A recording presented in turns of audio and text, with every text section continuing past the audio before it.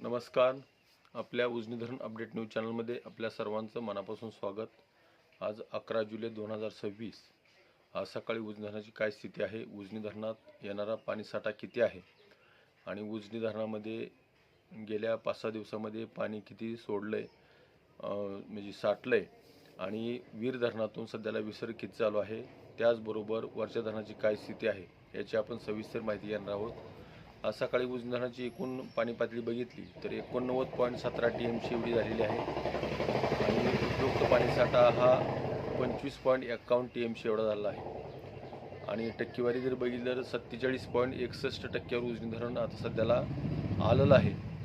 परंतु उजनीत येणारा दौंडचा विसर्ग सातत्यानं घटत गेल्यामुळं टक्केवारीमध्येही वाढ होण्यास सध्याला म्हणजे कमी झालेला आहे. कारण दौंडमधून येणारा विसर्ग हा 10,939 रात्री 14,000 होता, तो त्यामध्ये घट होऊन सध्याला 10,939 एवढा विसर्ग कमी आलेला आहे.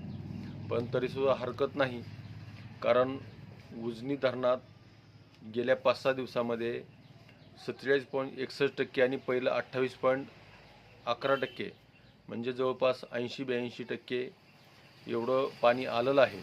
आणि सध्याला जरी पाऊस थांबला असला तरी आणखी 21 जुलैनंतर पाऊस चालू होणार आहे आणि त्या पावसाचा परिणाम आपल्या उजनी धरणामध्ये दिसणार आहे. कारण वरची धरणं 100% पूर्णपणे भरलेली आहेत. त्यामुळे त्या धरणात जरी एक थेंब पावसाचा पडला तरी खाली 2 थेंबाचं नियोजन करावं लागतं आणि ते पाणी आपल्या उजनी धरणामध्ये डायरेक्ट येणार आहे. सध्याला निरा खोऱ्यातीलही धरणं भरलेली आहेत. सध्याला निरा नदीमध्ये वीर धरणातून 5,761 क्युसेकचा विसर्ग सध्याला चालू आहे आणि त्यामध्ये कदाचित वाढ होऊ शकते. कारण आपल्या परिसरामध्ये जरी पाऊस नसला तरी ती डोंगर भागामध्ये त्या घाटमाथ्यावर पाऊस चालू असल्यामुळं प्रमाण कमी झालेलं आहे, तरी पण पाऊस चालू आहे. त्यामुळं त्या धरणातून सोडण्यात येणारा विसर्ग वाढू शकतो. आणि दुसरी गोष्ट अशी की आपल्या उजनी धरणामध्ये येणारा विसर्ग जरी 10,000पर्यंत आला असला तरी त्या 10,000पैकी किमान 3-4 हजार क्युसेकचं पाणी म्हणजे कालवा, बोगदा, दहेगाव उपसा सिंचन, सिनामाडा उपसा सिंचन या माध्यमातून जर सोडलं सध्याला तर शेतकऱ्यांना फायदा होऊ शकतो. पिकं जी आज सध्याला पावसाअभावी जळत आहेत त्या पिकांना फायदा होऊ शकतो.